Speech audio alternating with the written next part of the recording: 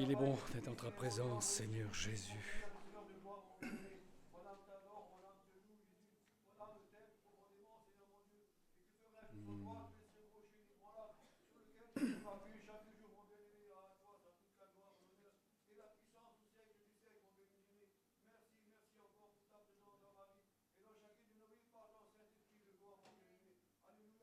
Ta grâce, Seigneur.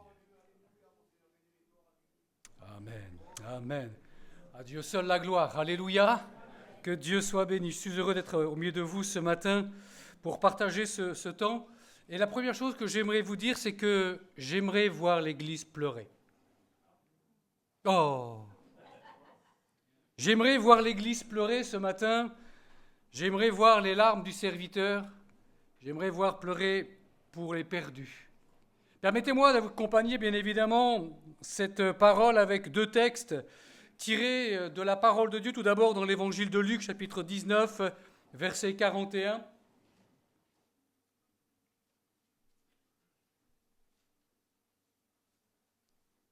Comme il approchait de la ville de Jérusalem,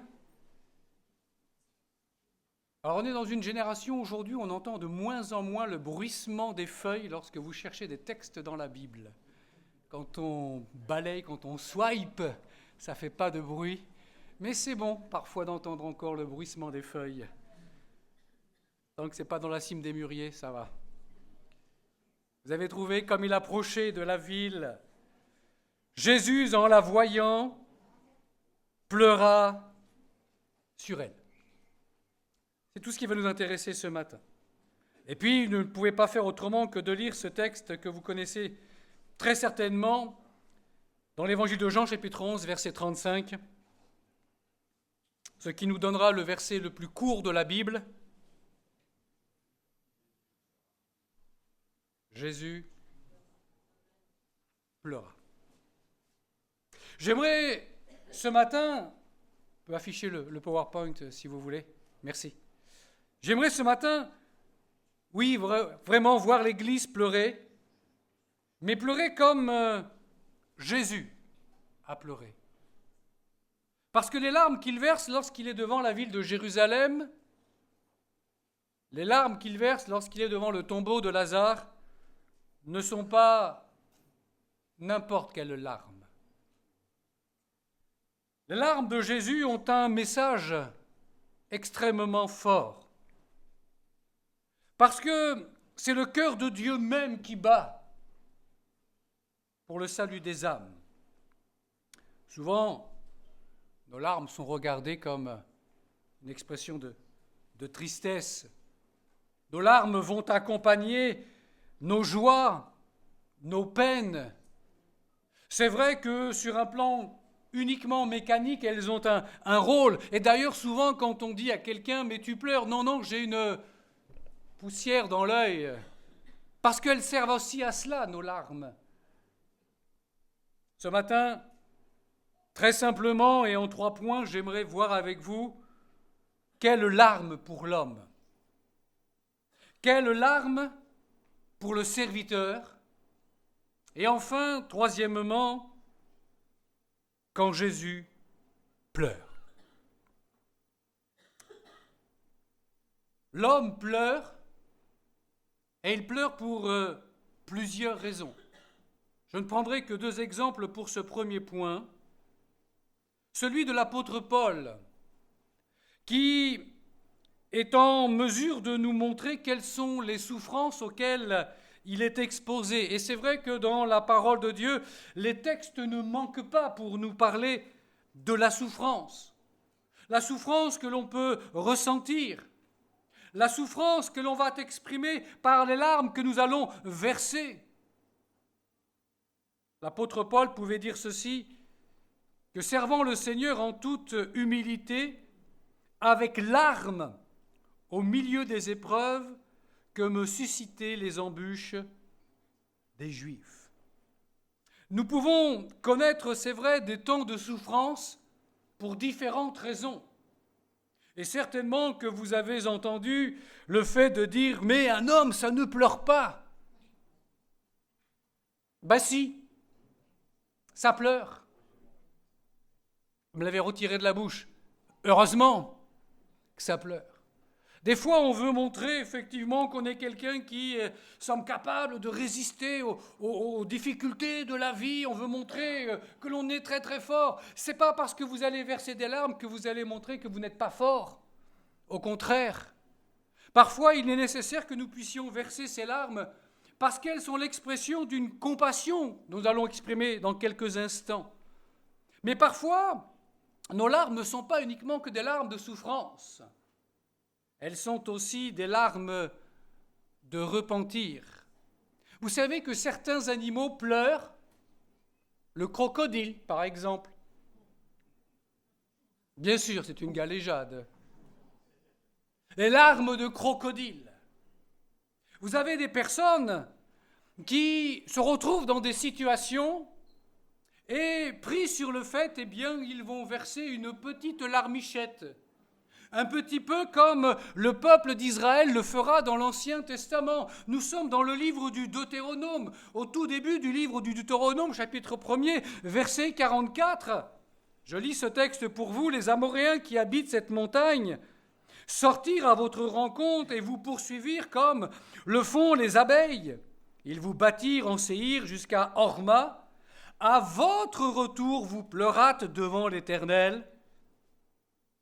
Mais l'Éternel n'écouta point votre voix et ne prêta point l'oreille. Il y a des larmes que nous versons parce qu'elles sont l'expression d'un remords, d'un regret. On pleure parce que, eh bien, on regrette ce qu'on a fait, mais c'est trop tard. Mais on ne le regrette pas véritablement. Ce qu'on regrette, ce n'est pas l'acte que l'on a fait par soi-même, c'est le fait d'avoir été pris. Le des formations professionnelles, le gars qui se fait arrêter dans la voiture de police, ce qu'il regrette, c'est pas d'avoir cambriolé la maison, c'est de s'être fait prendre. Et parfois, le Seigneur, eh bien, nous voit verser une larmichette parce que nous nous disons, Seigneur, peut-être que j'ai manqué de piété. Peut-être que j'ai manqué d'enseignement, peut-être que j'ai manqué de contact avec toi. Ah, si j'avais eu plus de temps, ah, si j'avais pas eu ceci, ah, s'il n'y avait pas eu telle ou telle situation, j'aurais pu te donner plus de temps. C'est la petite larme de crocodile. Sauf que lorsque je viens devant Dieu et que je lui demande quelque chose, parfois j'ai l'impression qu'il ne m'écoute pas, qu'il ne prête point l'oreille. Eh bien parce que nous nous retrouvons dans la même situation que le peuple d'Israël. Tu as pleuré, mais je ne t'ai pas écouté, parce que ton repentir n'est pas sincère. Un petit peu, exactement comme ça a été le cas pour Ésaü. Vous vous souvenez d'Ésaü? Quand il se rend compte que la bénédiction va lui échapper, il va voir papa, s'il te plaît, me dis pas que tu as qu'une seule bénédiction, tu en as bien d'autres. Son père ne s'est pas laissé gagner, de toute façon il ne pouvait pas faire autrement. Et il nous est dit que bien qu'il le demanda avec larmes, il ne put l'obtenir. Par contre, lorsque notre repentir est sincère, lorsque notre repentir est vrai, alors le cœur de Dieu se laisse toucher. Et alors à ce moment-là, Dieu est capable de transformer les choses. Et ce qui était négatif, ce qui était mauvais, Dieu en transforme en bien.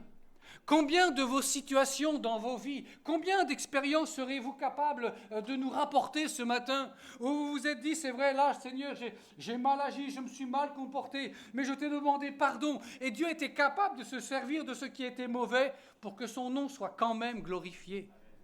Deuxième livre des Rois, chapitre 22, verset 19. « Parce que ton cœur a été touché, parce que tu t'es humilié devant l'Éternel, en entendant ce que j'ai prononcé contre ce lieu et contre ses habitants, qui seront en objet d'épouvante et de malédiction, et parce que tu as déchiré tes vêtements et que tu as pleuré devant moi, moi aussi je t'ai entendu, dit l'Éternel. » Quel contraste!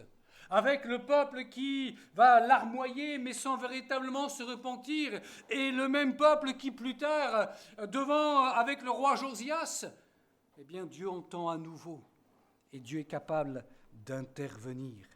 Oui, nous avons besoin que notre cœur soit touché lorsque nous réalisons que nous sommes comme éloignés de Dieu. J'ai toujours été marqué par le témoignage que Dieu rend à David. Lorsque vous lisez l'Ancien Testament, le livre des rois, le livre de Samuel, on entend Dieu qui cherche un homme. Il le dira lui-même, je cherche un homme. Et plus tard, lorsque vous êtes dans le Nouveau Testament et que vous entendez ce que Dieu dit de David, il dit, j'ai trouvé David, homme selon mon cœur. Et là, on aurait presque envie de dire au Seigneur, écoute Seigneur, je ne veux pas faire le délateur, mais j'aimerais quand même te rappeler quelques trucs avec David. Hein, parce que l'affaire de Bathsheba, c'est pas très très bien quand même.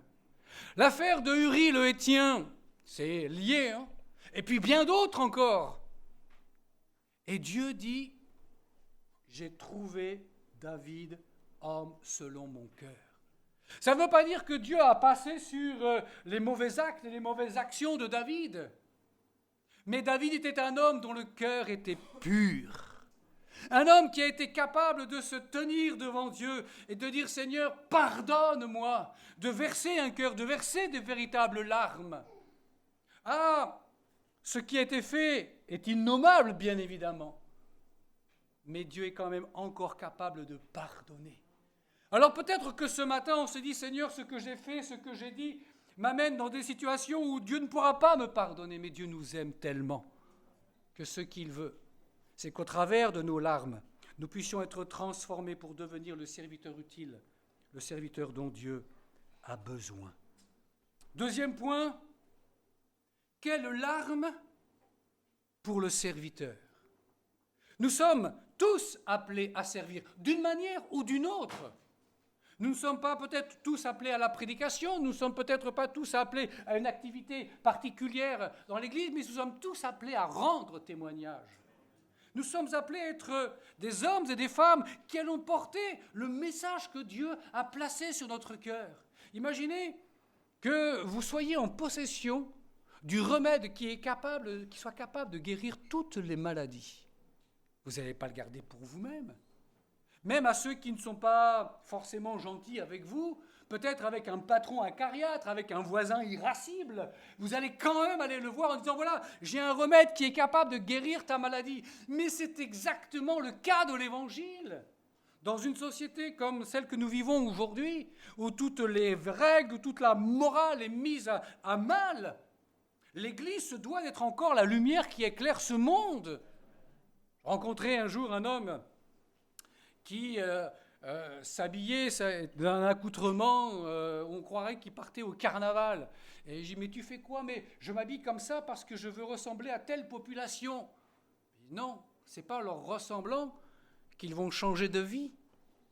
Mais si toi, tu es capable de montrer ta différence, lorsque vous arrivez le lundi matin et vous êtes comme ça, le sourire à 9h20, les gens vont dire, bah dis donc, tu as eu un drôle de week-end, toi. Mais si vous arrivez le dimanche matin avec le sourire à 10h10, on va dire, mais t'as fait quoi le dimanche?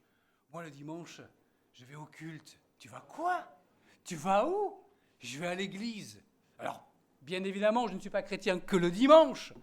Alors, quelqu'un disait, Seigneur, qu'on ne lise pas la Bible que le dimanche. Mais c'est vrai, tous les jours, je lis ce texte et ce texte me fait du bien. Et ainsi, on est capable de pouvoir montrer que dans notre vie, Dieu est capable de changer les choses. Et il est capable de changer les choses pour les autres. Alors le serviteur, il peut pleurer aussi. Il peut pleurer comme nous dit le psaume 126, le verset 5, « Ceux qui sèment avec larmes moissonneront avec chant d'allégresse. » C'est pas évident parfois de rendre témoignage, parce que l'autre qui est en face de nous va se moquer, il va se rire de nous, surtout s'il a des collègues avec lui. Et là, on va devoir se prendre les piques. On peut semer avec larmes, mais on moissonnera avec chant d'allégresse. Parce qu'il y a toujours une espérance, il y a toujours un espoir dans le service que Dieu nous demande de lui rendre. Mais heureusement, S'il y a le fait de semer avec larmes, je crois aussi qu'il y a les larmes de joie. Je crois que quand nous assistons à la conversion d'une personne pour laquelle nous avons prié, peut-être un parent, un ami, un collègue, et que nous le voyons un jour s'engager par les eaux du baptême, il y a cette expression de larmes de joie. Pourquoi ? Parce que nous avons réalisé le travail que Dieu nous avait demandé. Nous n'avons fait que semer, et Dieu a fait son travail. Et le serviteur a le droit de se réjouir également. Mais je m'interroge, qu'elles soient des larmes de joie ou qu'elles soient des larmes que nous versons lorsque nous moissonnons, que deviennent réellement les larmes de l'Église ?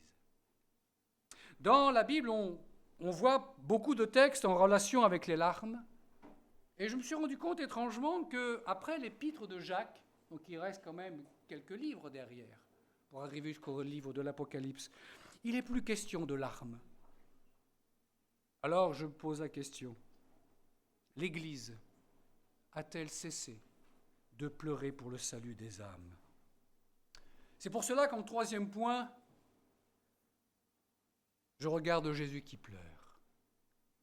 Il est là face au tombeau, il est là face à Jérusalem, et il pleure.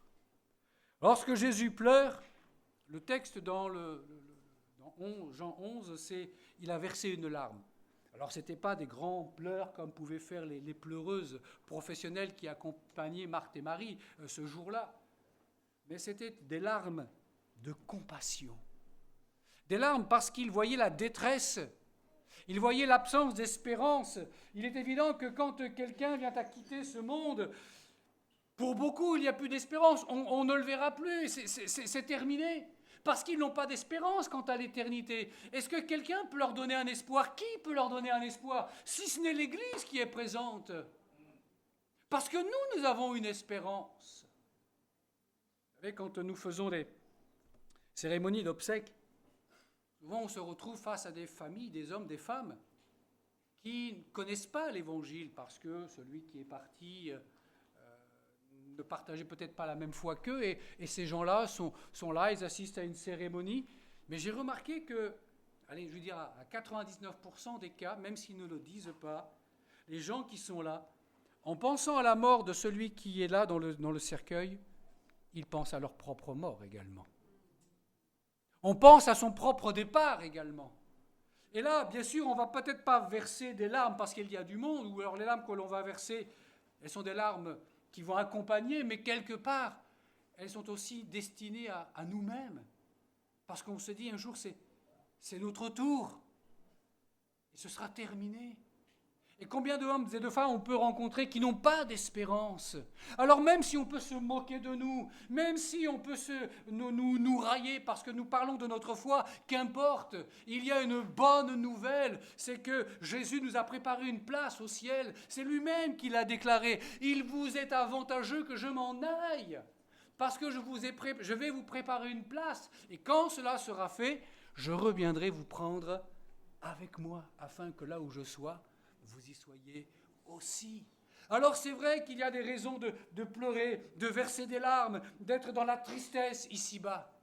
Mais notre cœur se réjouit parce que nous savons que dans l'éternité, nous serons avec lui. Lorsque Jésus pleure, il n'est pas submergé par ses émotions, comme peut l'être Marthe et Marie. Il ne verse pas des larmes comme les pleureuses professionnelles qui sont là. Non. Le texte nous dit dans le verset 33 de l'évangile de Jean, Jésus, la voyant pleurer, elle et les Juifs qui étaient venus avec elle, frémit dans son esprit et fut tout ému. Et c'est la même émotion quelques instants plus tard, verset 38, frémissant de nouveau en lui-même, il se rendit au sépulcre. C'était une grotte, une pierre était placée devant. On ne va pas le lire, mais je vous encourage à le lire. Relisez cette prière que Jésus adresse à son Père devant le tombeau de Lazare. Père, je te rends grâce de ce que tu m'exauces toujours. Waouh! Il sait ce qui va se passer. Il sait ce qui va se passer. Lazare, sort! Quelqu'un disait que s'il n'avait pas cité le nom de Lazare, c'était tous les morts qui sortaient à ce moment-là. Alléluia! Lazare sort. Et Lazare sort. Il y a des choses à faire sortir de notre vie, mais pour cela, il faut voir Jésus pleurer. C'est vrai que les larmes de Jésus, elles sont en décalage par rapport à la situation, parce qu'il ne pleure pas du tout pour la même raison. Il pleure parce que les hommes et les femmes qui sont là sont sans espérance, sans espoir.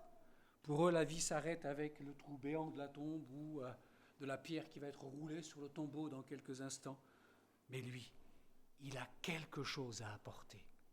Et lorsqu'il s'adresse à Dieu, il dit « Je sais que tu m'as toujours exaucé ». Lorsqu'il est devant Jérusalem, le terme qui est employé dans le texte original, c'est l'expression de la lamentation, se lamenter. Je ne sais pas si vous avez lu récemment les lamentations de Jérémie. J'aimerais bien me lamenter comme Jérémie. Quand je pense à l'absinthe et au poison, quand mon âme s'en souvient, est abattue au-dedans de moi, etc., etc. Mais voilà ce que je veux repasser dans mon cœur, ce qui me donnera de l'espérance, etc. Les bontés de l'Éternel ne sont pas épuisées, ses compassions se renouvellent chaque matin. Waouh! Seigneur Jésus, que c'est bon cela. C'est vrai qu'on peut rencontrer des moments difficiles, mais lorsque Jésus est devant Jérusalem, on peut comprendre pourquoi il pleure. Matthieu chapitre 23, verset 37, il dira ceci, c'est le texte parallèle. Hein. Jérusalem, Jérusalem, qui tue les prophètes et qui lapide ceux qui te sont envoyés. Combien de fois ai-je voulu rassembler tes enfants, comme une poule rassemble ses poussins sous ses ailes, et vous ne l'avez pas voulu. Et vous ne l'avez pas voulu. Ce n'est pas lui, Jésus, qui est rejeté. Mais lorsqu'il prie comme cela, lorsqu'il parle comme cela, il est conscient que le peuple d'Israël, c'est son Dieu lui-même qui l'a rejeté. Alors, en pleurant sur Jérusalem, il montre sa motivation. Il montre sa détermination. Il est capable d'aller jusqu'au bout, jusqu'à la mort sur la croix du Calvaire, malgré l'attitude, le rejet du peuple d'Israël. Si ça, ce n'est pas un acte d'amour, alors il faudra m'expliquer ce que c'est que l'amour véritablement. Cependant, le fait que les Juifs l'aient rejeté a été une opportunité. Parce qu'à partir de là, on va voir un Pierre entrer chez Corneille. On va voir, l'évangile est adressé non pas à une communauté ou à un groupe de personnes, mais à l'humanité tout entière. Et la parole que Jésus adresse à Nicodème dans une certaine nuit, quand il dit « Dieu a tellement aimé le monde », ça englobe tous les hommes, en dehors de toute culture, de toute race et de tout temps. Dieu a tellement aimé le monde qu'il a donné son Fils unique. Alors je conclus. Je veux vous voir pleurer. Je veux voir l'Église pleurer, mais pas sur elle-même. Je veux voir l'Église pleurer sur Lazare. Je veux voir l'Église pleurer devant Jérusalem. Et posons-nous cette question ce matin. A-t-elle cessé de pleurer pour les âmes? L'Église a-t-elle cessé de pleurer pour les familles en deuil détruites? L'Église a-t-elle cessé de pleurer pour la ville dans laquelle nous sommes comme en déportation? L'Église a-t-elle cessé de pleurer dans la prière? Devant Lazare, nous voyons que nous pouvons nous réjouir, parce que lorsque les situations semblent inextricables et qu'il n'y ait pas de solution, Dieu n'a pas encore dit son dernier mot.